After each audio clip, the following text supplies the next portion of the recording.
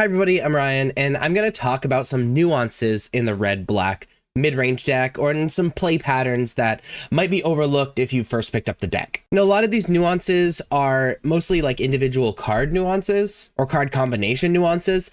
It's a red-black mid-range deck. There's not a lot of insanely complex things going on that are unique to this deck, but it's still important to know about these things going into playing it. First off, Fable the Mirror Breaker, or more or less Reflection of Kiki-Jiki, the flip side of Fable the Mirror Breaker, can combo with itself. The way Reflection of Kiki-Jiki is worded is that it says the token is sacrificed at the beginning of the next end step.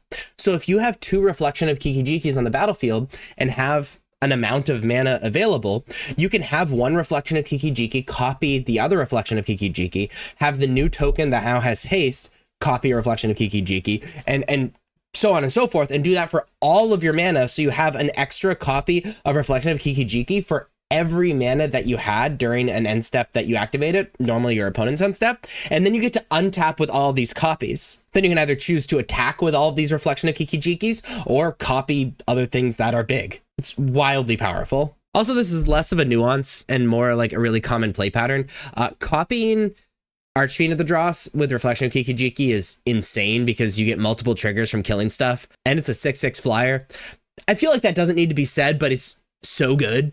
Kind of keep jumping off of Reflection of Kiki-Jiki because it's important to understand, like, this is like the only complex card in the deck. Remember, you can copy Blood Tithe Harvester to make another blood token, so you can sacrifice Blood Tithe Harvester to kill even bigger creatures.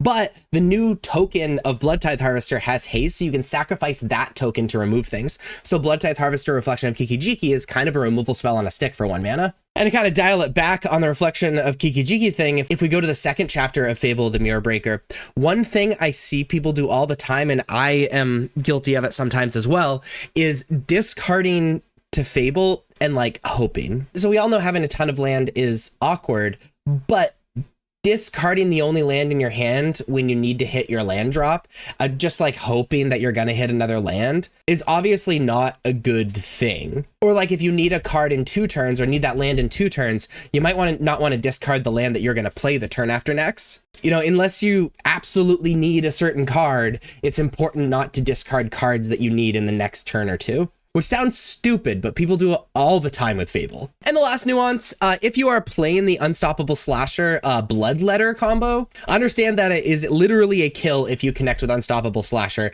and have Bloodletter on the battlefield. Because double of half is whole. It is literally Splinter Twin. But there you have some nuances for the red-black mid-range deck. If you like this video, please be sure to like and subscribe. Check me out on social media. Links are above me and in the description.